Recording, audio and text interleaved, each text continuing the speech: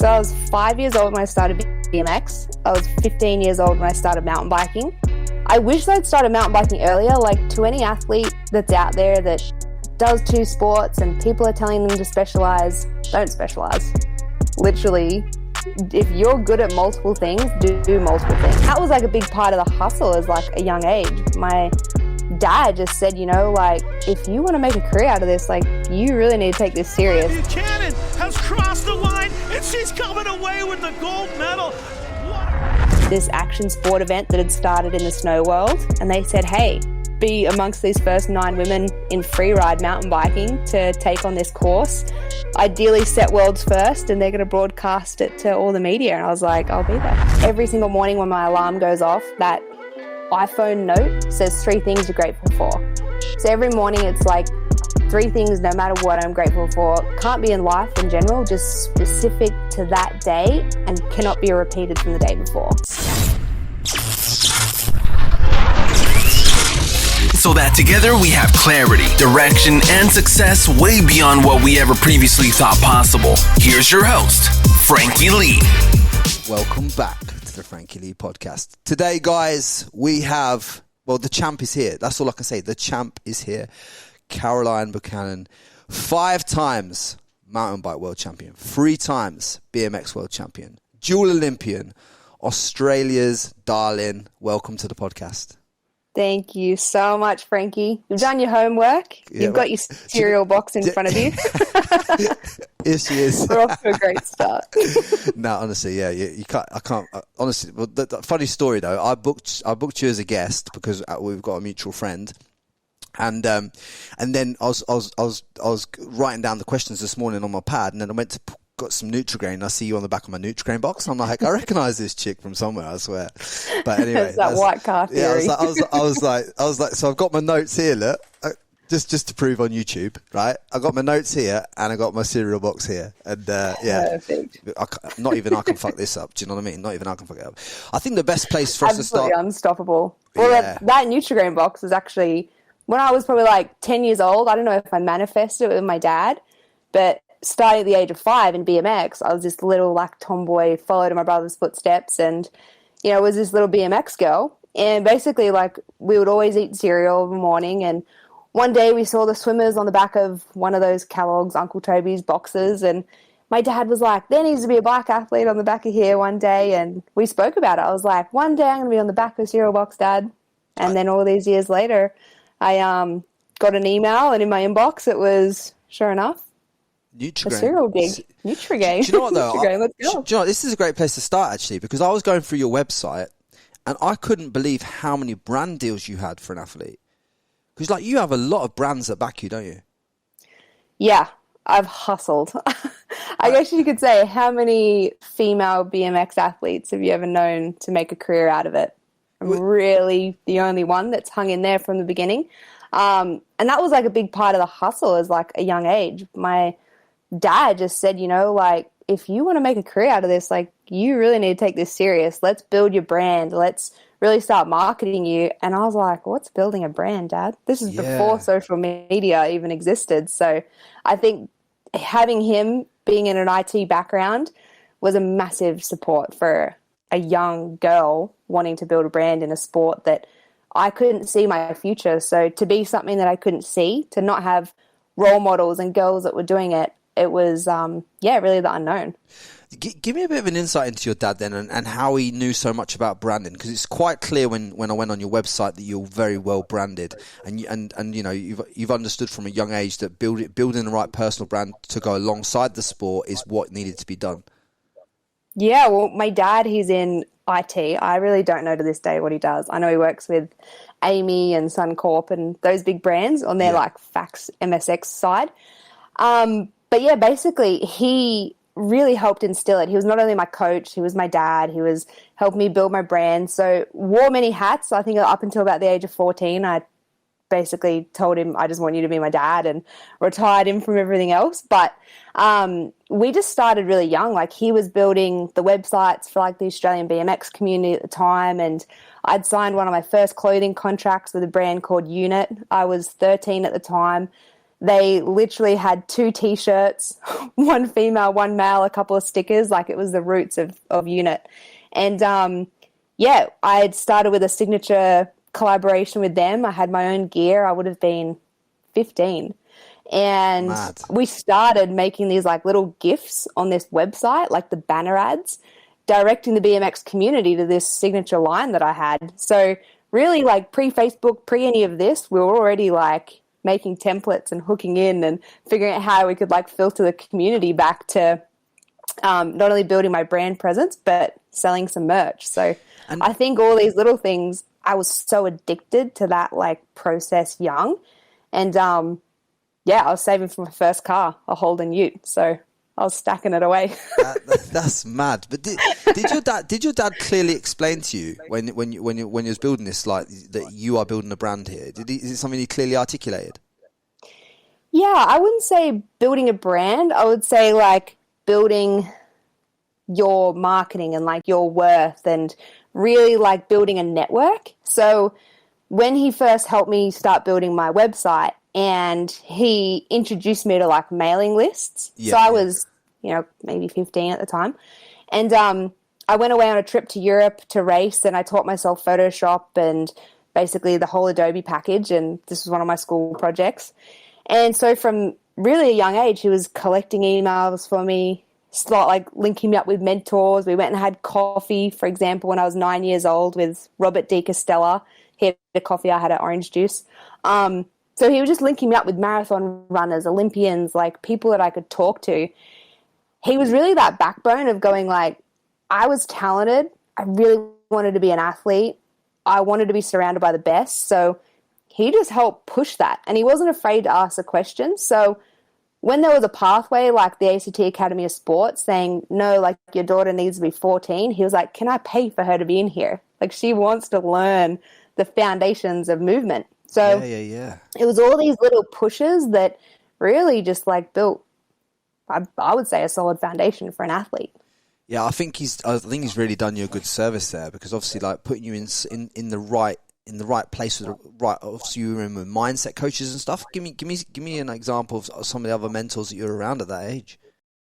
Yeah, so then Lane Beachley, she came on at about 14 years old with her Aim for the Stars scholarship.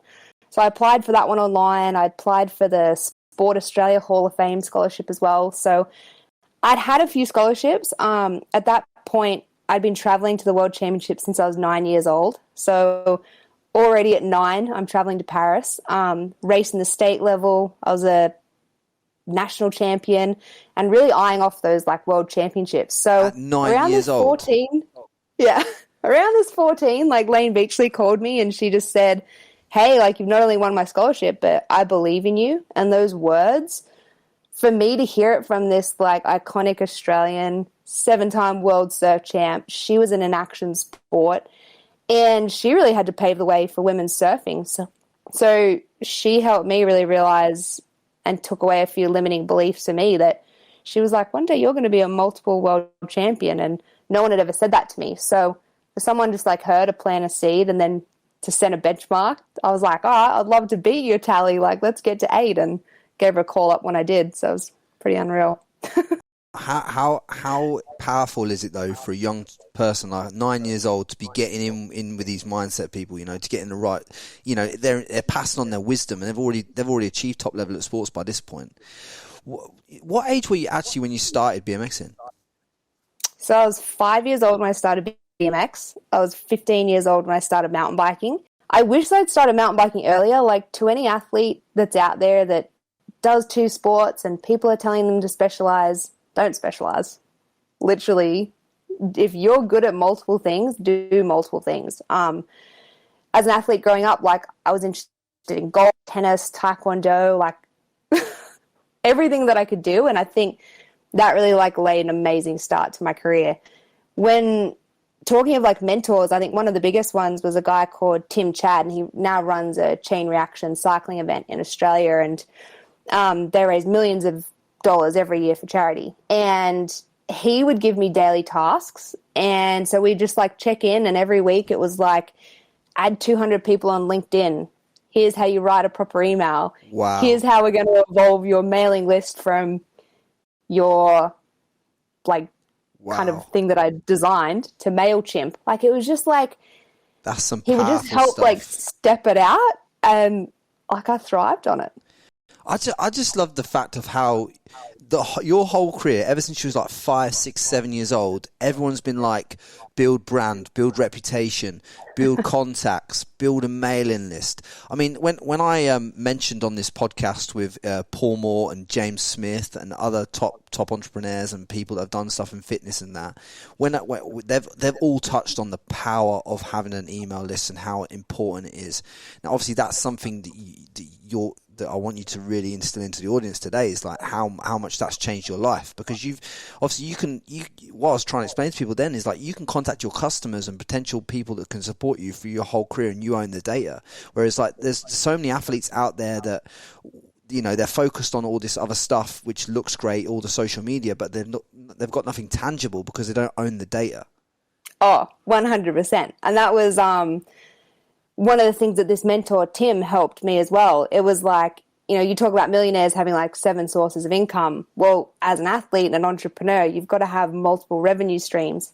And what you're talking about with owning like the data and your content, any opportunity I could to like take a little risk and a gamble, I wanted to not only like own some of the content that I was producing early, so really kind of threw it out there quite young, worked with IMG, and basically it was like, they said to me, you need to front all the money to do this. I was going off to a world tour, so 7 stops around the world, wanted to win the overall World Cup series for BMX. I was 19 years old at the time, so about 10 years ago.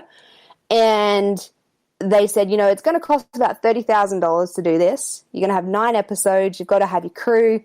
This is the format we need it delivered. But if you can do this, it'll go on to the airlines, so the in-flight entertainment systems of Air New Zealand, Qantas, Lufthansa. And I was like, right, I not only have to probably win this overall World Cup series to really make this an amazing story, but I've got to outlay it not knowing the returns of ever dealing with TV and airline and in-flight entertainment, all this stuff. And I was like, all right, I'm all in, like, let's go. And I think a few of these gambles really paid back. That I think I broke even at that point, but what it did was it meant all my sponsors from that point had content. Anyone that came to me, I was like, oh, here you go. Oh, here you go. And then working with like a media liaison, we started packaging it to the TVs. So we really had to hand feed the Australian media. It was like when we'd come back on a Monday and the AFL Grand Final was on, no one would have searched for how a BMX girl just did in Fréjus, France. But because at that point I knew how crucial it was, I hired a media liaison, so Sharon Payne, her name was.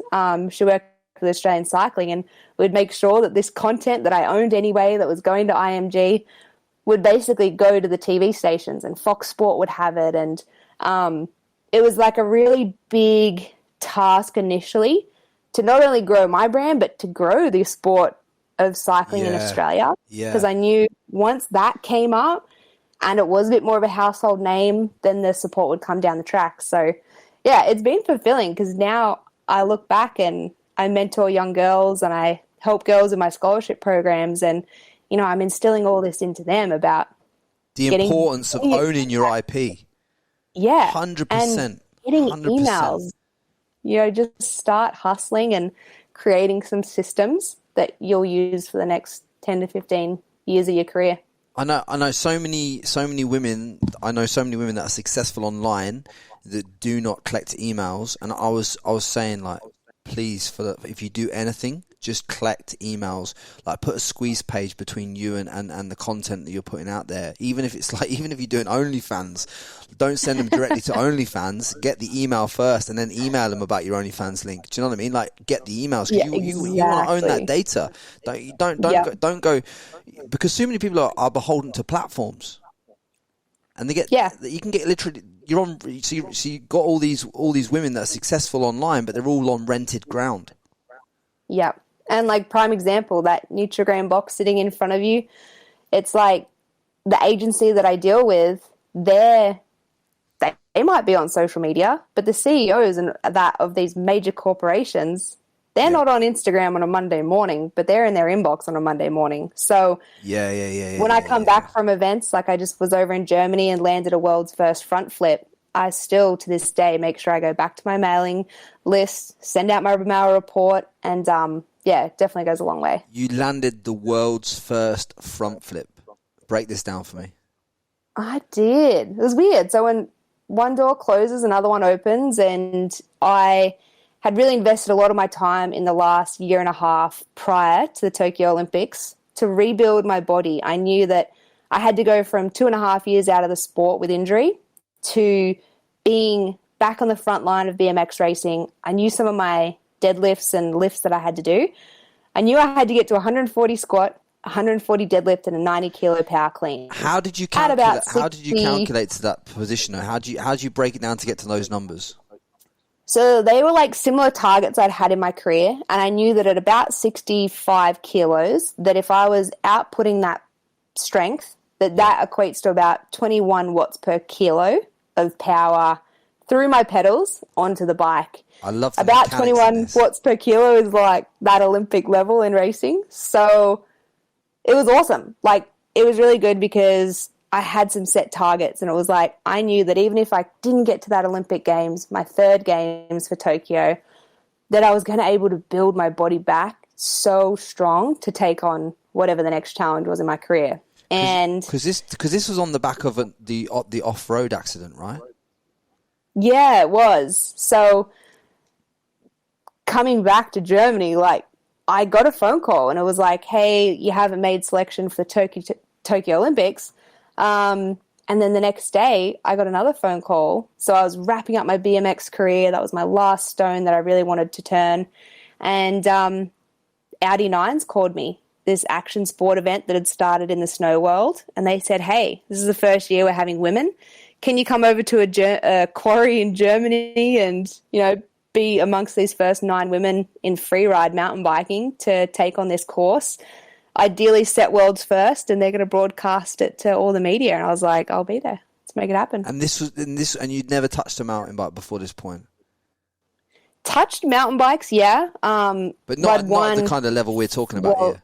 No, like I'd won world titles in a discipline called four cross. It's like kind of like border cross in snowboarding. Moguls, jumps, 4 people head-to-head racing, but not in freestyle. So yeah, it was really untouched territory for me. I was naturally transitioning at that point anyway, that I was really involved. I just rebuilt my backyard, set up some airbags, invested into making sure that I was going to be safe to do it. And as soon as I got that phone call, it was like, all right, well, I want to start learning front flips to this airbag because I know no mountain bike girl's ever done it. And if I can fly to Germany and leave the country, escape COVID, get over there, land a world's first, don't get injured, come home, quarantine again, boom, like successful mission. And that was what I did. So how do you said you landed it for the first time. Obviously you land it in training before you go and land it in the real world, so to speak, right? How do you go about getting the confidence to be able to go and even start to attempt something like that? Similar processes that I've used my whole career. Little things like just acknowledging fear mindset, acknowledging those voices that tell you don't need to, or, do it tomorrow, or it's not the right perfect conditions, whatever it is. Acknowledging that fear mindset, and then really just owning that 5 seconds of courage. I have my own like little mantras that work. So for me, one that I have is like, Caroline, you're extremely talented, smile and just let it flow. And yeah, I love that. That lasts like 10 seconds to literally put a smile on your face no matter how terrified you are. Instantly, it lets your body be that performer. It lets you do what you are born to do. And so you're letting go of all that judgment. Yeah, letting go, and just that reminder to like flow and not allow your mindset to override your ability. So when I drop in, I just go through the process, and fortunately now we do have airbags, so they can take a big brunt. If you crash, it's not going to hurt too much. I wear all my protective equipment. I wear a mouth guard because I've had multiple concussions in my career, and I pad up, and you've just got to send it that first one and then break it down from there. Whether you have to speed up the rotation, grab more brake, tuck over the front more, or whatever it is. So I'd landed 3 or 4 to my airbag at home in Australia, in Canberra. Yeah. And when I went over there, the setup was a much taller lip, shorter takeoff. I knew that I was going to land deep. So fortunately, like, I brought it around first time and, walked away with the world's first and was stoked. So am I right in thinking then you launch off a ramp and then there's an airbag set up, so you do the trick and you land on this airbag then? Yeah. So everyone that's listening now, tune into Caroline Buchanan on Instagram. It's at cbuchanan68. I've documented it all on there. So from some of my first front flips to my airbag, everything you see is majority in my backyard in Canberra. I didn't watch that bit. I was watching some of the BMX and that was some crazy shit, I tell you. Like, no word of a lie. I don't know how do you know how you move like that? Like, do you know what I mean? You're flinging it around these corners like stuff and over jumps, and I'm like, what's going on here? Crazy Super stuff. fast twitch. I eat my Wheat Bix. Nah, I'm just kidding. Yeah. But honestly, like that is some amazing athletic ability. Let's just take it back, because I want people to really understand what you've come back from, because I know we touched upon it, but we didn't go into it in depth. Obviously, you were doing really well, successful athlete, and then obviously you had a massive setback in your life with an off-road incident. Just break that down for people, because I really want to go into the mindset of how you come back from something like that. Yeah, it was one of the hardest things I've ever faced in my life. The hardest thing as an athlete was losing your identity. And I think to this day, it wasn't the surgeries, it wasn't the complications, it wasn't the pain and the actual injury. Losing my identity in something that I found was, like, at that point, I only resonated with Caroline Buchanan, 8-time world champion, 2-time Olympian. This is all I am. Yeah. And it had become you. Yeah. So I think it was like a really big process for me to take a step back, to learn that I was enough as a human, to learn how I can continue to inspire with my scholarships and things. So that was really like the healing process of, like, going through 2.5 years out of my sport. The actual accident itself, it was New Year's Eve of 2017 on a private property outside Cooma, no cell service. And I'd just come home. I'd lived in California for 10 years. So I was home for Christmas, New Year's, and one of my friends, she was driving down a fire road, clipped a stump and rolled it. And I was in it. We're just going back down to the campsite. We weren't going that fast, maybe like 25k an hour, but it was enough for this thing to roll. And what happened was, when we fell out, I tried to grab my friend and, like, sort of help her from not hitting the steering wheel. She fell out and the buggy missed her. And unfortunately, when I fell out, I'd gone into that race zone. I'd had so many crashes in my career that everything went slow-mo. I was able to see that we're going up an embankment, we're about to hit these trees, we're about to roll. So everything went slow-mo. I managed to drop to my back as the vehicle's coming over me. I spotted the roll cage, so I was able to grab the roll cage as it went over my chest. And as the weight of the vehicle went over me, it crushed me, but I was holding it like in a bench press position. So all I just told myself was, like, just don't get pinched. Just press this vehicle as hard as you can. So as it rolled over me, I just rolled with it, pressed it, went underneath it. And I knew straight away something was really wrong. I hadn't, like, heard snaps. I didn't know what was going on. I'd never really, like, I'd broken bones in the past, but I'd never done any internal damage. So when I got up, I looked at my friend, and luckily she was knocked out, but she was fine. She got back up. I had hit my head, was a bit concussed, but I was there. I was breathing. I was conscious. We managed to get back in the vehicle, get down to the campsite, and really round up our friends. One of my friends, he'd punctured a lung before. And as soon as he saw me, he's like, I really think you've, like, done a lung. Because I explained to him that what it felt like was, if you have a balloon and you, like, take a deep breath, there's no walls. So you don't feel like you get this, like, expansion. It just dissipates. And you feel like your air gets lost through your body. And as soon as I said that, he's like, you punched a lung. Like, we just need to, like, get you to a hospital. So 45 minutes to the local Cooma hospital, New Year's Eve. I was in the back of the car. I had a broken sternum, so I completely snapped my sternum in half. The 2 sternum bones had punctured my heart wall lining, so the heart wall lining was now bleeding out into my 2 double punctured pneumothorax lungs, they call it. Wow. So then both my lungs are punctured as well, and they're both bleeding out. And yeah, I was really struggling for my breath, for my life. And I said to one of my friends, luckily he'd done it before. So he did a guided meditation, literally to Kuma. It was like in 1, 2, out 1, 2, in 1, 2. He's using meditation to calm your body. Oh, yeah. Yeah. And so I was super fortunate that he'd done that because it really helped like control that pain for me. I'd done a lot of breath work in the past. So on our high performance Australian camps, we'd done underwater training. We'd gone into those states of you're lying on the bottom of the pool and you've got to wait for that trainer to tap the rock before you can come up for air. We'd done that. We'd done chi breath. We'd done meditation retreats. I knew a little bit about breath and I knew how to implement it for my sport. I knew how to control my breath in the last 10 seconds before a gate start to get the optimal starts. But I didn't know how much it would really affect my life and how much it would save my life in that moment. So with those in 1, 2, out 1, 2s for 45 minutes, we got to Kuma Hospital and I'd said to my friend, I think when I was realizing like what's in my chest, what could I have done wrong? Like what damage have I got? He's like, don't worry about it. You're going to be fine. And I turned to him and I just said, I don't want to die. I'm not ready. Like I've got so much to achieve. And that was the only words that were really spoken in this car ride. Wow. And get to the hospital. They don't have an ambo there because it's New Year's Eve. They're coming back from Canberra. They couldn't airlift me. So we had to wait to basically get an ambulance to get back to Canberra. It was 4 hours from the time that I'd had the accident to getting to Canberra Hospital into ICU for them to actually like drain my lungs, and Kuma wasn't able to put my lung drains in. So yeah, then I don't really remember the next like 5 to 6 days in ICU. It was a bit of a blur from that point.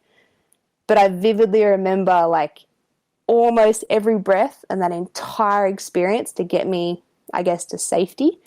And how much I just went into this zone of they had like my airways and everything like tubed and bagged. But I could just sense like a little bit of breath and I would like follow it from my nose as far down as I could and then like consciously follow it all the way back out. And like, yeah, I guess that trance like really helped. That's amazing. That's amazing. Yeah. Honestly, helped me survive. That resonates with me so much when you talk about the power of the breath. I've been doing breath work now for probably about 3 months. And I can honestly say life-changing. Yeah. Like the power of breath. And so my breath coach, Lino, was explaining to me that when you first come into the world, you start with breath. So you should always come back to the breath because that's where all the power comes from. So it's like explaining to me, and I tell you now, when you breathe the way that you've just described, and you connect with yourself, you get lost in this kind of trance. It's like you go to a different. I know it sounds a bit woo woo, right? But you go to a different place that you've never been before as a human being and you can kind of observe yourself and how you feel in that moment, and then it's like especially if you're someone like me I didn't realize this, but I had a lot of trapped emotions in my body from like breakups with girlfriends, like all this stuff that had gone on with my family in the past, all this stuff, and you can literally like purge out all the trauma from that you got stored in your body by using the breath, and it's some powerful shit. So when you just said that and how that's guided you through this whole journey, because you're talking 4 hours, you've got lacerations to your heart, you've got a punctured lung, you're bleeding into your lung. Like, that's 4 hours. And then I've got a snapped sternum. They've got a neck brace on me that's pushing on this broken bone. They've got me like tubed and everything. So I'm just like strapped in, like feeling so claustrophobic in this ambulance. everything, like just trying to lift this neck brace off, trying to get as much air in, they're trying to help like me at the same time. The amount of comfort that you can feel by focusing on your breath in a super uncomfortable environment, I realized not only saved my life, but it's a big part of my life and my career. So how Being a female in male-dominated action sports, it's my job daily to become comfortable when I'm super uncomfortable. Like, a lot of people always ask me, like, how do you just, like, not have fear? And it's like, oh, I have fear. Like, we all do it. But it's been a really powerful tool to then take it into learning new tricks, to lining up on that start gate, to returning to sport again, and use that breath work to then bring it into a performance state. For some context for me, because I think this will help a lot of people that are getting ready for like big events in their life, be it, even like wedding days, events where they're nervous and all this stuff. From the mind of an athlete, someone like yourself who does it at a high level, what kind of preparation do you put into getting ready for those massive events where you've got to be on point, on purpose, in your full authentic self, turn up and not have that fear? So how do you prepare yourself from like 6 hours out up until the event? Well, I think for me, it's like a few systems, really important systems. One is every single morning when my alarm goes off, that iPhone note says 3 things you're grateful for. So every morning it's like 3 things, no matter what, I'm grateful for. Can't be in life in general, just specific to that day and cannot be repeated from the day before. So really honing in on that, really being present to the day.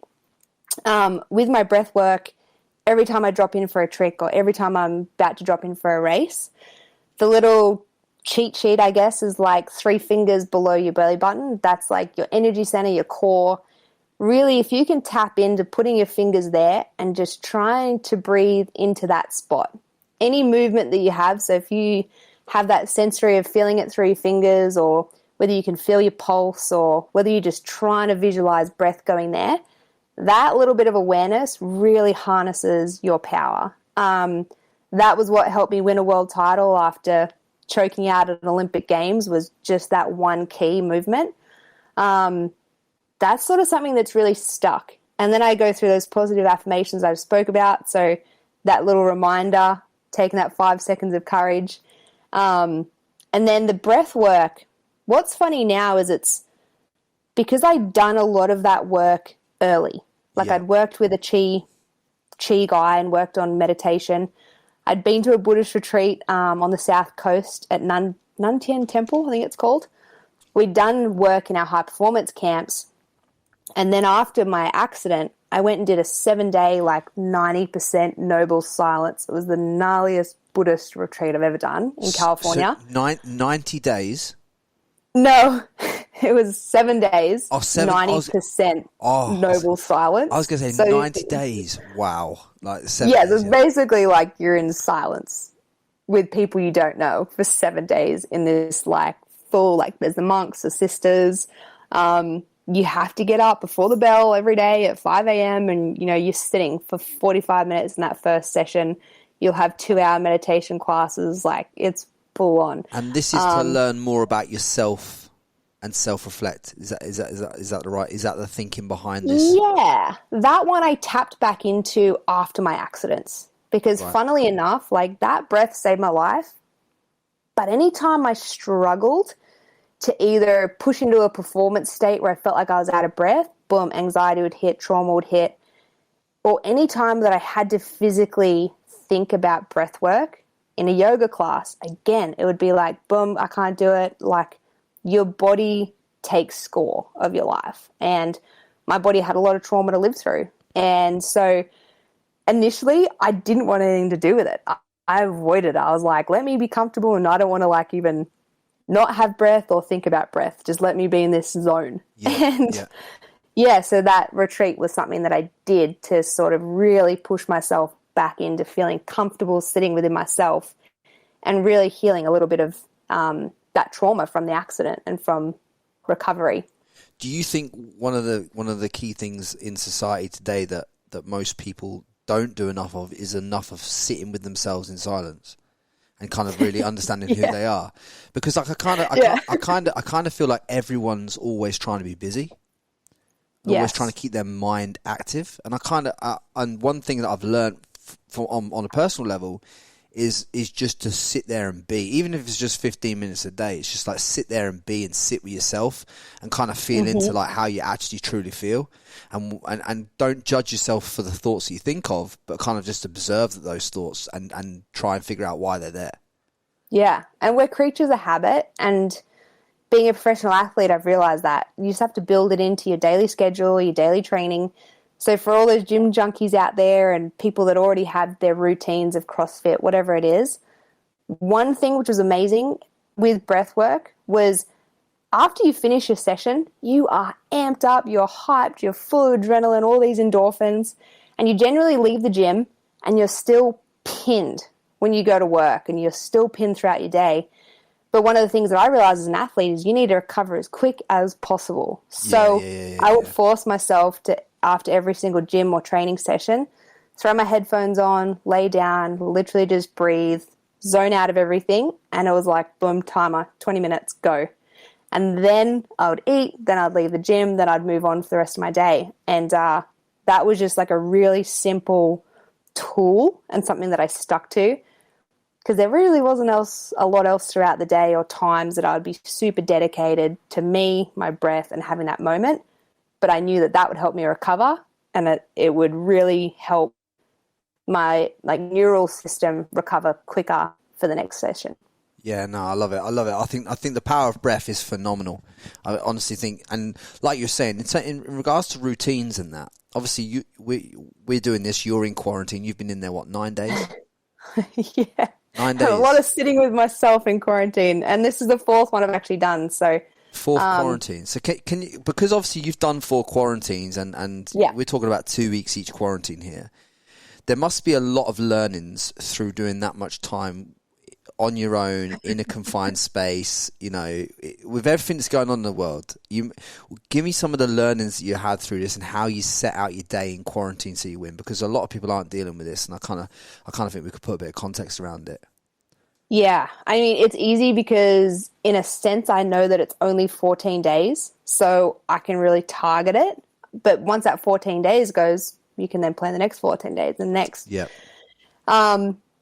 It's a bit interesting. It is a lot like prison in a sense. Like, I don't know what 2 months would actually be a sentence to someone else, but 2 months in a hotel room is a challenge. For me, initially, the first time I did it was coming back from America on one of the very first quarantine flights. The next time I went to Italy to compete in BMX. The next time was Germany for a mountain bike race. And then now is heading to New Zealand. This will probably be the last one I have to do, which is unreal. Yeah. But what's really gotten me through it was the weeks leading in, I would write all my lists down of things that I've been avoiding, adulting, admin, aligning contracts for the following year. Any gaps or things that I've gotten away with that you just don't really fully invest time into, whether it's phone calls, just catching up with people, things that you don't do on a regular basis, I would write it down and that would be my target. Then you break that down into the daily schedule, making sure you get up at the same time every day. We're fortunate here that they messed up our room system, so we have 2. So luckily one's our gym workout room across the corridor and one's where we sleep. That's really helped split up the day, because when you work, where you sleep, where you live in one room, it's quite mentally draining. So you've actually got 2 rooms at this here in Auckland. We have 2 rooms. This is the best scenario we've ever had. And we've also got the Auckland system. You're allowed out for 30 minutes for a walk each day. So there's a caged off pen on one of the car park levels that you can also go for a walk. So booking in your walk time, getting it at the same time every single day, having those routines, doing HIIT sessions, so little gym workouts. I've also got a spin bike, so doing some of my repeatable spin stuff, getting in my training, but then also doing ROMWODs, so mobility stretching. For me, having that space in your mind space in your body creates space in your mind. So yeah, I think ROMWODs has really saved me, and having to do those longer 45-minute ones every day that normally you just hit the 20. But in here it's you have no excuse. So the 45-minute one it is. So you literally set out your whole day, like wake up time, reading time, meditation time, walk time, meals, everything. So you just fully dialed in. Yeah. And it actually really helps like the days go quicker. Just in notes on your phone. So just top of my phone, have the same thing laid out for tomorrow. Like get up, brekkie, Romward, call with Trek, one of my sponsors. I've got another podcast with Jenna Louise, another fitness girl. So her podcast tomorrow. Yeah, you just like lay it all out and tick it off throughout the day, and get sun as well. Like she's in Sydney, that girl. Part of it. I know that girl. She does IFBB, doesn't she? Jenna Louise. JL. Or WBFF. She was in Sydney, but now she's moved back to Canberra. She actually just wrote me a quarantine program. So what a girl. What I've a girl. sort of, cracker. So I've actually been following her programs. I think it's so important. I can't see it, but I think I know. I think I know who that is. But yeah, it's so important to get that structure right, because but sometimes in my life I've felt like I've lived within too much structure, and I think that's also hindered me. What's your thoughts on that? I mean, you're someone who's ever since 9 years old. The key thing from this conversation that we've had today is the fact of like, everything's been like, you know what, you're dialed in, you're here, there, we're doing this because of this, we're doing this because of this, we're doing this because of this. Like, when do you ever get time to fully lean into your like creative and freedom of thought type work? Yeah, well, for me, that's my riding. So I be that kid that never grew up. Like, I still ride a kid's bike for a living, which is pretty freaking epic. I love it. So that is my creative space. Like that is my play. I'm that BMX bandit, you know?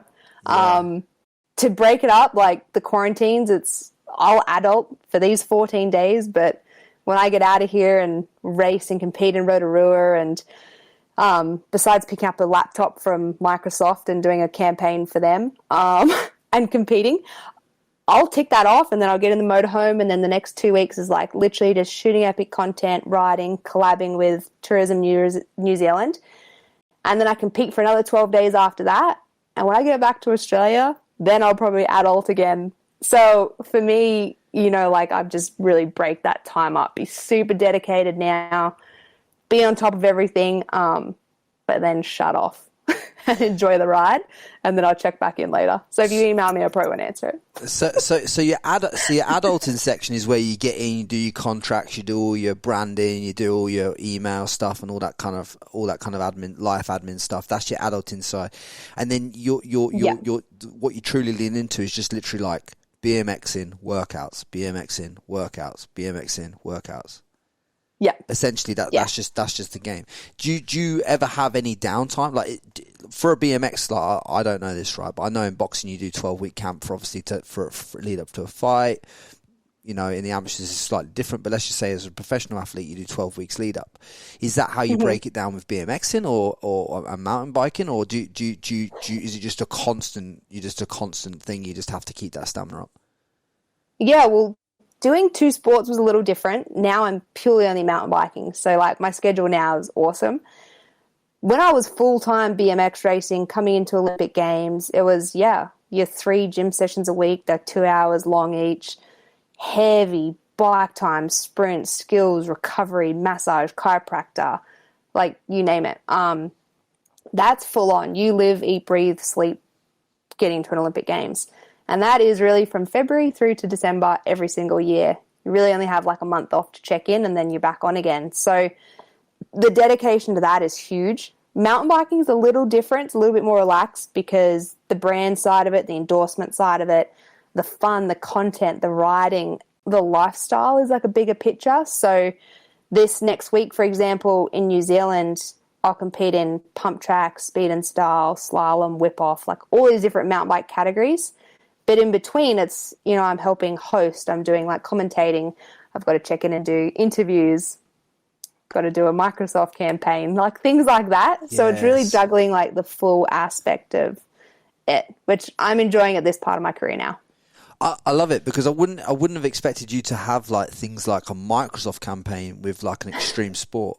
It's just not, because like if you said like Red Bull, I could understand, or some form of energy drink, I can understand it. But like, I wouldn't have put your brand with Microsoft. So how did that collab come about?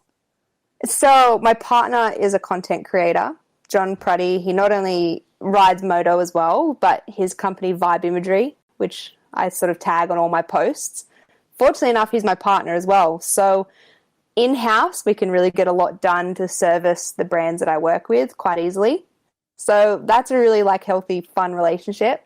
Growing up, I had a couple of managements over the years. Sporting managements generally take about 20%. They didn't really invest into me as much as I wanted. You know, they're going to do the bare minimum and you're a commodity to their numbers and whatever other athletes they have. So then I found another really good management system where I actually paid them on like a retainer and their hours of work, but they took nothing from the endorsement deals they provided. Yep. That worked really well for a few years. And then now I've partnered with Two Palms, which is an agency in Sydney.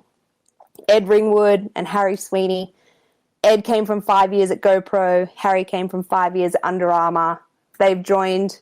They've now got a creative agency.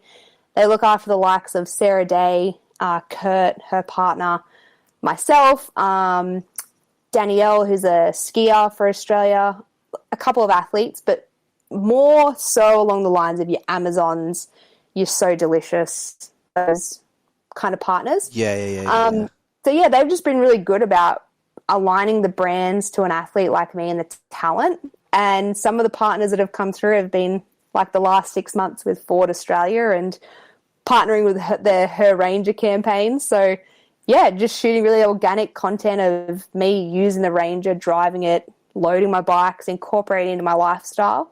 So like these things are really fun and I enjoy it. So whilst you think like, how do these like brands align? Two Palms and myself, we've really sort of made it work. What I can kind of see from speaking with you is like, because you've been so authentic and you've kind of known from the offset that, you know, no one's going to invest in me as much as I'm going to invest in myself. No one's going to back my brand as much as I'm going to back myself. And because you've done that from literally like 9 years old onwards, it's just like everything that you've got now is a byproduct of those instilled things from that childhood. 100%.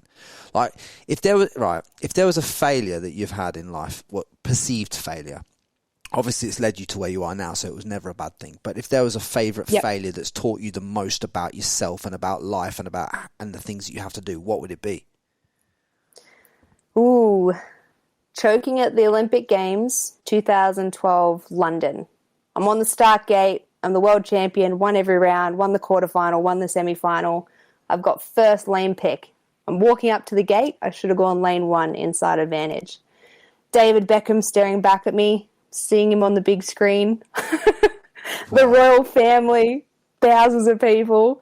And all of a sudden that failure was I went into a defensive mindset. I started thinking about my competitors. The British girl just signed the Red Bull contract, all that kind of things, you know, who she is. Oh my God, she's 80 kilos. She's going to cut me off. So all of a sudden I went defensive. I went, this is my race to lose, not I need to go lane 1 and be on the front foot, have that whole shot and stick to the process that got me there in the first place. So that little switch of like that optimistic mindset, being on the attack, I went into that defensive. It was like, I just need to like protect this goal. I need to protect these assets. I need to not lose. This is my race to win kind of mindset. So I would say that's the biggest failure. How I rebounded from that failure to get into that real offensive mindset really was the following year. I was like, I'm going to set out to win 3 world titles in 3 countries, 3 energy systems, 3 different sports in 1 calendar year. Won the BMX World title in New Zealand, won the mountain bike 4-cross world title in Austria, got 5th in the downhill world championships in South Africa. 1 calendar year, walked away with 2 world titles in 2 different sports, 2 different energy systems, made history, Australian Athlete of the Year, everyone's pumped. I was so stoked, and it taught me that lesson of going, that one mental shift was that offensive, defensive mindset. That's all it was that changed a failure in Olympics and choking and getting fifth to smoking everyone a few months later and winning world titles. And did it just happen on the starting blocks? Is that the first time that you felt and started to think about all this shit that you just came with that? Is that when it really started? Just on the starting blocks? Yep. Just walking up for that Olympic final. It was like the blinkers on that racehorse were on all day long. Same process, repeat, same process, repeat. Boom, I walked up to that Olympic final, and all of a sudden it was like I was aware of everything. Every camera, as I said, David Beckham, like I was so linked in to just like everyone staring at me. And yeah, it was that quick little shift and everything derailed. I missed the start. I was 7th in the first turn, fought back to 5th at the finish line and saw those medals in front of me. There must have been some form of change in the pattern of events that led up to that race. There was a big moment with my coach at the time, we actually didn't speak for like 12 months after that. Talk to me about this. I knew there was something. When I was, there was an element, and not full blame on him. Again, I take ownership. It was that mindset that I could have changed in myself. Yeah, but he had an influence on it, and when I went up, it was like, oh, what lane should I choose? Yeah. And him as a coach and a leader in that moment, if you have an athlete in doubt, you should say, lane 1, inside advantage, go. Like, back yourself, whatever it needed to be for that athlete. But for me, that's what I needed at the time, is that little bit of positive reinforcement to stick to the plan. Yeah. And he said, you can win from any lane. So he took a step back, put that ownership back on me and that accountability. Right. And I went, oh, if I can win from any lane, I'm going to go lane 3. I'm going to not get cut off like I got cut off. The fastest gate starter from Colombia was on the outside of me and everything derailed. So, yeah, few little key factors. If you had choice of any lane then in any race from now on, would you always pick that if you're still BMXing, would you always pick lane 1? Or does on majority of tracks, yeah, it's normally inside advantage. Were the other athletes surprised that you hadn't picked lane 1? Well, we actually had a really good conversation, me and Sinead Reid, who was the British favourite, who had lane pick after me, that I was concerned about her influencing my result.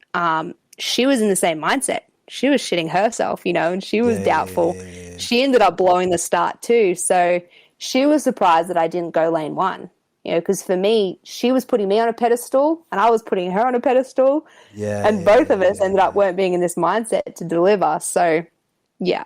It's just amazing, isn't it? Had you up until that point in every race, had you picked like lane 1? I'd always picked the most inside lane that I could. So if you qualify well, they give you that inside. The further out you qualify, you just basically get fed the next result. So I was in that position of power to go, I have this lane 1 handed to me. You just got to take it. It's almost like, because the coach said to you, look, you can win from any lane you choose.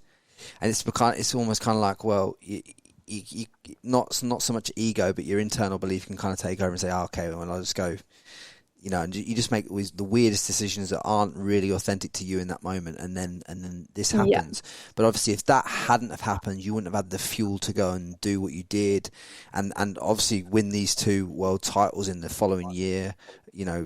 Achieve the other as well. Like that's some mad. So it's been mad comeback. It's been a great thing to learn, and then I took that into obviously other goals in my career as well, in sport and life. And now with the girls that I mentor with my scholarship programs, I tell them the same thing. I had another motocross girl that I've been helping this week, and she does the same thing. She loses that self-belief. She puts in so much work and training, gets that final delivery moment, and she starts unraveling. And I've said to her, like, have you ever sat there and just like thought about, you've earned that space. You've earned that position because of your past to go that whole shot to the first turn.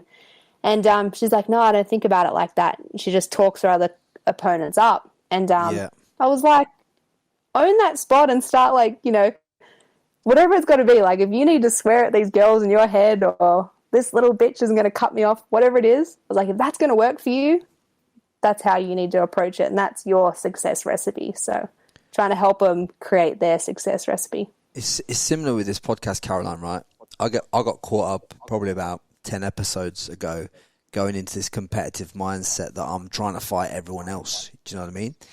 And I sat there with myself in this 15 minutes of silence, like I was talking to you about earlier with this breathwork stuff. I'm sat there and I'm thinking to myself, no one can really compete with you because you are a different type of human being to everyone else in the marketplace. So in podcasting, yeah, there could be 2 million podcasts out there, but there's only one Frankie Lee. There's only one someone else. There's only one someone else. You can only turn up as the best version of yourself and put that out there. So why are you trying to look this way and trying to compete with these guys? Because it's just a totally different niche and totally. When I got over myself like that, it kind of freed me, and I started to flow again. That's awesome. Do you know what I mean? Because it's all about getting over yourself. Like you get too like self-critical of yourself and start to build up like there's this fight between you and someone else, when really even with you and what you said, I mean, you built it up on that 2012 Olympic Games. You built it up as if it was a fight between you and this British girl, when really the only fight there was between you and the best version of yourself. Do you know what I'm saying? Definitely. And it's I think so many of us are getting this so twisted. We get out of your own way. Get out your own way. In regards to like some of your biggest mindset tips in order to get out your own way, what could you kind of give people? Well, I think for me, as I said, it's that little mantra. Like in those moments where I want to back down, I want to let fear take over, that little reminder to smile and just like to tell yourself, like, you're incredibly talented, Caroline. Smile and let it shine. I think in Australia, it's really, I moved to America for 10 years for my career. Yeah. And Americans are like, hey, I know you and you're like sick and I know someone and like, let's have an amazing time. They really hype each other up. They hype each other's success. Yeah. Australia's got like a real tall poppy syndrome about it, that everyone wants to support the underdog. Hey, Frankie, when you launch your podcast, this is sick. We're going to support you. But, when you get good and you start making money and you're successful, yeah. Oh, I don't know. Like, you're getting a bit too big for your boots. That happens so much in sport. Yeah. So being your own biggest cheerleader, like, it's okay to love yourself and to hype yourself up. You got to love yourself, And I think like that's a big part of it. All starts here. All starts with you. All starts with everything starts internally. Like, there's people. It's one of the biggest realizations I've had in my life. Like I just said to you, like, I spent my whole life trying to prove a point to who. Do you know what I mean? Like I was literally in this breath work, Caroline. I'm not even joking to you. I've just cried out loads of emotions with this coach I got called Lino, right?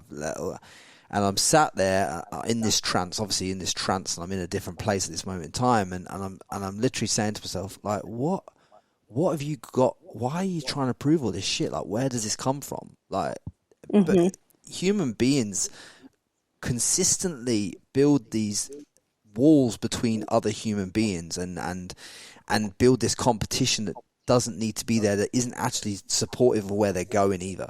So it's like they're just constantly building, put block by block, they're just building obstacles in their way, and then wonder why that they keep producing the same patterns. It might be with women, it might be with men, for girls with men. It might, why you attract the same type of lesson into your life is because you keep building the same patterns that energetically you just keep repeating. Yeah. And I think you broke that pattern. Even like today, you're the first podcast I've ever had that's gone, how can we make this epic? I don't think I've ever done a podcast that someone said, what can we do to make sure that this outcome's sick? And it's like, let's not dwell on the past for 40 minutes and then have a 5-minute chat about the now. So same thing. Let me put that into context for the audience, right? Because I want to explain it, right? Yeah. This podcast is my biggest passion in terms of like what I want to do with it, right? I just want to give value to people. I fucking, it lights me up. Get to speak to people like yourself. It fucking lights me up on a different level. The question I asked Caroline before the podcast is, if this was the best podcast you've ever done, what kind of things would you want to touch upon? How would you want to feel about it and all this kind of stuff. I started to ask her, and like Caroline says, no podcasters are asking those questions, and the reason why no podcasters have asked that question, in my personal opinion, is because most people that do podcasts are doing podcasts for the wrong reason. They're doing podcasts because podcasts are the thing to do, but it lights me up. I fucking love it. That's why I put the attention to detail into it, because I want the best outcome for you when I share your story. And you said to me, Frankie, I don't want to dwell on your past, and that's why we've not gone too much into, like, you know, the bush, coming back from the bushfires and all this other stuff. I was going to go down those avenues, but we've not been down them because I've had a lot of things in my life, but as you said, you know, yeah. now this is a podcast I'd love to share, so it just goes like a long way. And I love the fact that you resonated with that question, and it's something that's brought this, because all this stuff that we've got on the mindset stuff, and the coming back from adversity, and even the breath work, you got to understand, what Caroline said about breath work is so fucking fundamental. Like, to all of you out there, you should all be doing some form of breath work practice, because you're going to learn so much more about yourself by looking inward. Everyone's out there trying to grab this external validation on Instagram. Do you know what I mean? It's not the play. It's not the play. Have you ever seeked or found yourself seeking external validation and had to rein yourself in from it? 100%, of course. It's not very often that as a human you just tell yourself you're enough. Yep. And it took me to go through 2.5 years of because I not only had my accident, I had 13 surgeries and 13 anesthesias after that. My first sternum plate snapped. So then they go back into my chest, cut me back open chest surgery, go back in, throw another bolt in, another plate system. That one also doesn't work. So they go in a third time. So 3 medical complications. You can imagine each time they go in is a minimum of $40,000 US, depending what bolts they use. That's just a base rate. So you not only do that, you go in, you sign a dotted line that says this could be 50% mortality rate if your sternum bone gets infected in this surgery. It's so close to your organs, your heart, your lungs. Big risk. And so to go into this every single time, it was like back to back to back to back. Yeah, fucking hell.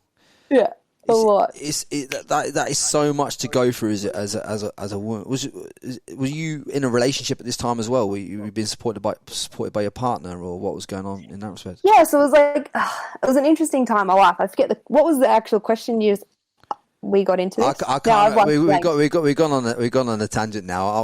I think it was about worth and saying like you're enough. Yeah. And talking about validation. For sure. I've had my identity in who I was as an athlete, the Instagram followers, the whatever, the fame, the scholarships, the endorsement deals. And then when you lose everything, you strip it back and you be literally sat on your ass for 2.5 years, from life. Then I had to tell myself, like, you're enough as a person. You're enough with your values, your core beliefs, who you are and what you stand for. It resulted in me going through a marriage and a divorce very quickly as well. Wow. But it really filtered out for me in that time frame, not only a lot of hurt, friendship circles, divorce as well. How long were you married for? Australia. This is shameful. A couple of months. I love this podcast already. You can do the math, but how long were you seeing him before you got married? 10 years. So you were with this guy 10 years. Yeah. He's got down on one knee. Mm-hmm. He's like, Caroline, will you be my forever person? You're like, yeah, cool. Yeah. So at this point, I just lost another Olympic Games. I was distracted by that. Right. Okay. You just put another Band-Aid on in your life. So the marriage is what you class as the Band-Aid that was put on. So he proposed to you after you'd lost the Olympic Games. Yes, an Olympic Games that he also didn't attend because he was too busy racing. So there was a lot of levels of it was a very bad relationship. I sense a little bit of needle in that when you said that. Yeah, it was the best thing that had ever happened to me. Yeah, that injury, and I truly believe now, after doing the meditation retreats, the breath work, life gives you who you are, not what you want. And for me, I wasn't living the most authentic pathway. And I think life really did just like give me what I needed in the terms of the accident, the complications. And it really led me to wean out my friends, my relationship at the time. When I went through that divorce and moved back to Australia to my roots, it put me back in this path of really truly who I am. And from there, everything really started to flow so much more authentically. I think at the time I was really trying to like push a ball up a hill. And it was a struggle. We've all pushed those balls up those hills. Trust me. I've been in those type of relationships, or tried to have those relationships where it's like you constantly just trying to keep pushing this can down the road, and internally you know, hang on a minute, if this person was the right person for me, they'd lean in as much as I'm trying to lean into this. Like that's just a fact. And this is a very good point, because I want to say this to everyone who's listening, right? It's like, don't listen to what people will say to you. Only judge them by the actions that they make towards you. And it's like a lot of the women that I have dated in the past would say these things that I would love to hear in this moment, but then the delivery on what they actually did in relation to what they said at the time was there was a disparity. And I imagine, I'm just assuming here, which is bad, but maybe you can put some context around it. I'm imagining that is a similar thing to what was happening with you in your relationship. Yeah, definitely. It's very challenging when you work with someone that you live with. And for me, we were both doing the same sport, the same goals, the same life in one roof. So work always came home. There was never that separation. It was just never going to work from the beginning. But tried to always make it work. Was it competitive? Oh, definitely. There was a lot of resentment in the end. Did he get world titles? Sorry, what was that? Did he get world titles?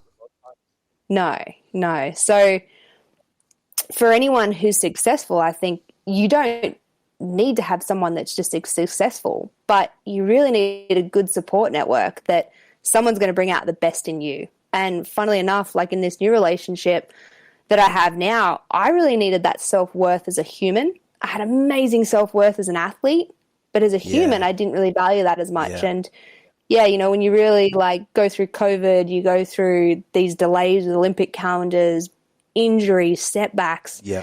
It's really nice to be grateful and to slow down and to have that support network. So super grateful for, where that's led me. So just to put it into context then for the people that are listening to this, how important is it to have to make sure you're aligning yourself with the right partner if you're going to have one? Like from you, just summarize it for me. Oh, crucial, especially long term, because I think some of my amazing success in my earlier career was probably due to having an unhealthy relationship that, I was never enough. I was never going to be enough. I always wanted more. You do more. You have to be more, do more, be more, like this just constant cycle. And that's never going to last full time. So, I think for anyone, stand true to your values and what is really important to you.